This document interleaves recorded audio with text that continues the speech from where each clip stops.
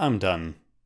I'm done doubting Steven Spielberg. I had really no high hopes for The Post and ended up loving it. And I wasn't really excited to see Ready Player One, and I ended up loving it as well. I know my review is late, but here we go. Let the game begin.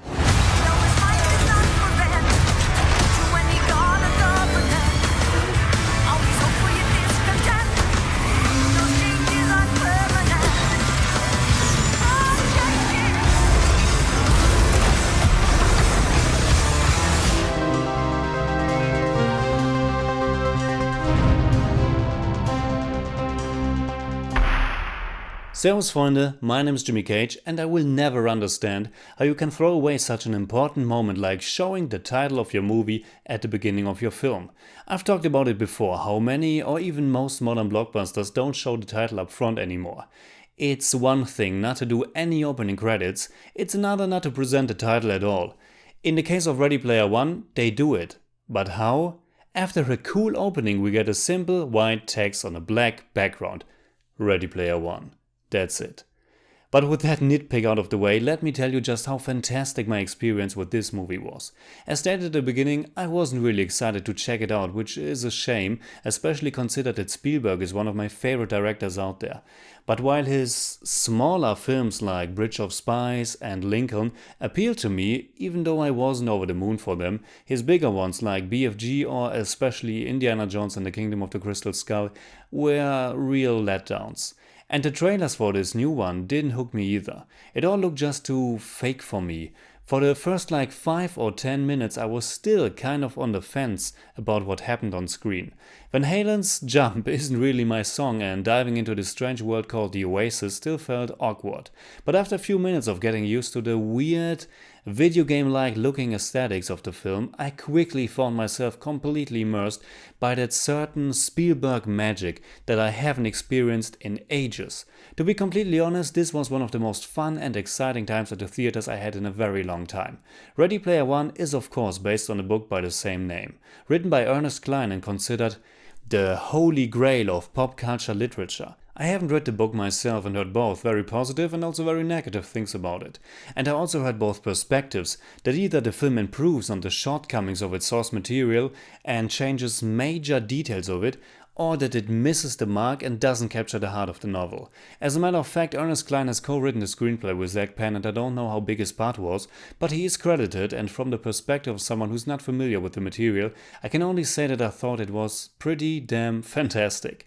You definitely feel the vastness and complexity of the book, and despite it being already 2 hours and 20 minutes, they probably could have easily added another 10 or 15 minutes, exploring some aspects in more depth. It's super fast moving and crowded with ideas left and right, and I think repeat viewings might be very rewarding. Right from the very first shot we follow young Waithe Watts, played by Sheridan, and though often considered a cheap way of storytelling, his voice-over explaining the world we are about to visit functioned very well, I thought. The year is 2055 and the actual world is a rather harsh and dreary place, but thankfully there's the thing called the Oasis, an immersive virtual universe where you can basically go anywhere, do anything and be anyone. It was created by the brilliant yet eccentric James Halliday, and Spielberg actually wanted Gene Wilder to play the part, which would have been perfect because most people associate him with his portrayal of Willy Wonka. Ready Player One has been described as Willy Wonka meets The Matrix because it prominently shares some story elements. Before Halliday died, he designed a 3-part contest, and the winner will not only inherit his immense fortune, but also get total control of the Oasis. The role of Halliday went to Mark Rylance, who won an Oscar under Spielberg for his performance in Bridge of Spies. He's simply fantastic as this quirky, introvert genius, and he also functions as the emotional core of the movie and kind of a surrogate father figure for Waithe, whose parents died a long time ago. Father-son relationships are a common trope in Spielberg films, and also something I naturally gravitate towards. Once we're in the Oasis, and we spend at least 70% of the movie in it, almost each and every frame is filled with elements of pop culture. Going into it, this was one of my biggest fears because I really can't stand it when a movie constantly throws anecdotes and references at you for the sake of being nostalgic. We live in a world that's openly celebrating geekdom, and that can be a wonderful thing. It can also be quite annoying or downright bad or dangerous when a person is only defining oneself through consumerism and knowledge of pop culture. This is a very complex subject matter, but at least my concern that the film just throws stuff at you for the sake of member berries was wrong. The film is filled with Easter eggs, but the major references are all integral parts of the story, and even nerd knowledge lines about John Hughes movies are used to tell us something about the characters. The elements are mostly there for a reason and beautifully incorporated into this adventure story. There's a sequence, maybe at the halfway point of the movie, that was so brilliant and inventive that I just couldn't believe it was actually happening, let alone in a light-hearted PG-13 movie like this. And speaking about light-hearted, I was really surprised of how funny and adventure-like this film is. I was expecting a much darker dystopian action film and was so pleasantly surprised that this was more in the vein of old 80s-like adventure films. It definitely reminded me of something like The Goonies. It's this little group of adolescents fighting against a big corporate organization that threatens to destroy their way of life. It's David versus Goliath, and it oozes optimism, innocence, and a sense of adventure and wonder, which can be both attributed to Spielberg's playful direction as well as the amazing cast. Sheridan and Olivia Cooke have good chemistry together, but the real show stealers for me were the villains, and there are 3 of them. Our main villain is the head of 101, a corporation that tries to beat Halliday's contest in order to get control of the Oasis and turn it into a money-making machine. Sorrento is played by the one and only Ben Mendelsohn, who played a lot of villains before, but he probably was never such a fun one before. He's a real shitweasel, the big evil adult who needs to write his Oasis password on a note so he doesn't forget.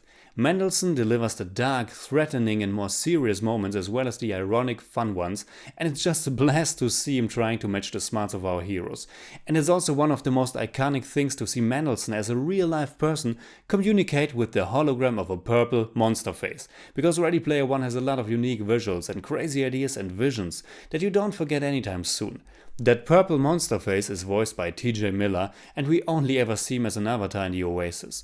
When we are being first introduced to him and witness him and Mendelsohn's avatar, this huge, brooding, evil version of Superman talking about their evil plan, was the moment that I knew that this was a movie of my taste. TJ Miller is hilarious in the role, and Ready Player One isn't ashamed for a second to get quite cheesy. This all reminded me of the balls-to-the-walls dedication of Speed Racer.